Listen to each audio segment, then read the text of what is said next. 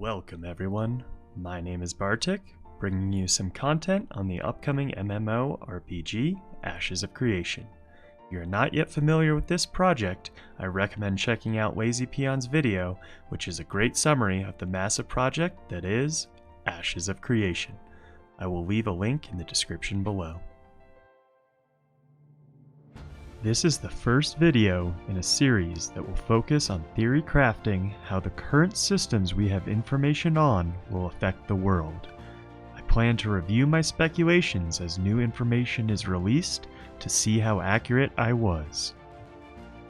This video will be focused on the class and archetype systems as they are currently understood. For many players, character creation is one of the most exciting parts of an RPG, as it dictates much of how you will play the rest of the game. With the recent hype behind this project, I already see a lot of people trying to lock down what they plan to play on launch. Throughout this video, we will quickly go through how the archetype systems work to create the classes, then discuss some of the implications that this class system will have on Vera, the world of Ashes of Creation. And finally, we will go through the thought process that I plan to use to narrow down which class I will be playing. Now, for those unfamiliar with how the class system works, it is made up of a combination of 8 base archetypes.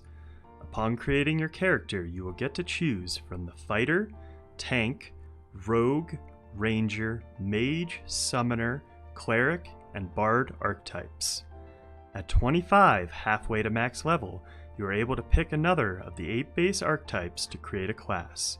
This gives a total of 64 different classes, which is a huge number compared to many mainstream MMOs.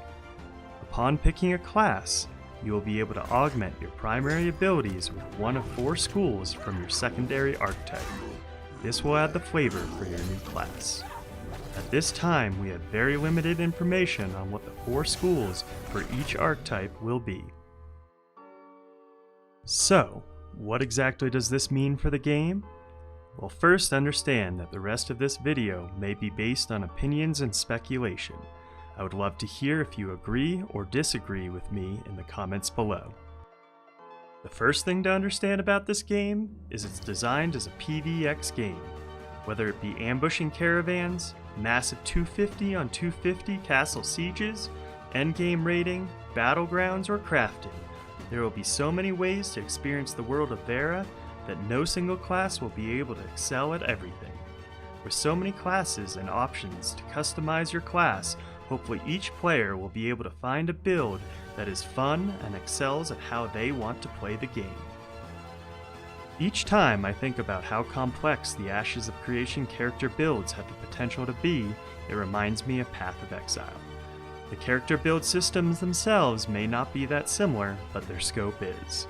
In Path of Exile, the scope of the build system allows there to be many builds that excel at different things, and it is not uncommon for serious players to have multiple builds that they use for different aspects of the game.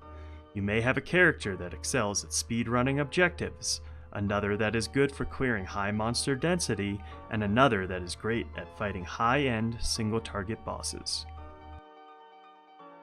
MOBAs are also similar to this.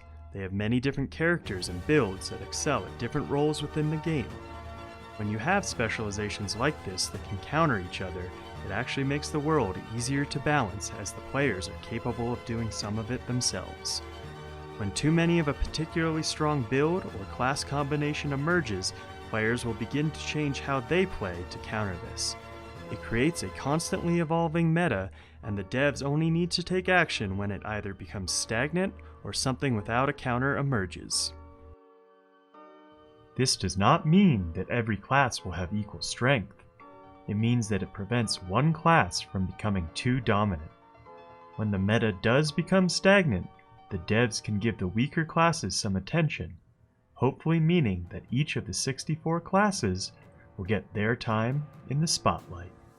Now, in Ashes of Creation, it'll take 45 days at 4 to 6 hours a day to reach max level. With an average of 225 hours to reach max level, it is not going to be easy to use multiple characters for different playstyles. Since you will be able to change your secondary archetype, all you really need to focus on is which of the 8 primary archetypes that you want to play.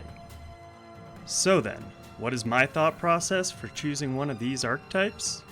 Well, the first thing to take into account is what your playstyle is. As a PvXer, I want to experience as many different aspects of the game as possible. Between this and wanting the ability to respond to the constantly changing meta, I don't want to pigeonhole myself into just one of the 64 classes. Now don't get me wrong, I understand that some people play games more for the RP aspect and won't metagame the same way I do, but I encourage you to play however you enjoy the game.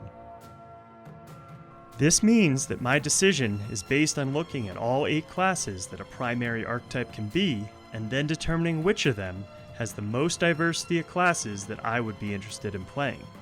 This will allow me to respond to the changing meta and what my guild and friends need with a build that I am interested in playing. For me, with the current information, the Bard and Summoner class seem to do this best, but I will reassess this decision each time we get new class information. I hope you find this video useful in making that ultimate decision of what you will be maining on release. If you enjoyed the content, please like and subscribe. I'm Bartik. See you on the next one.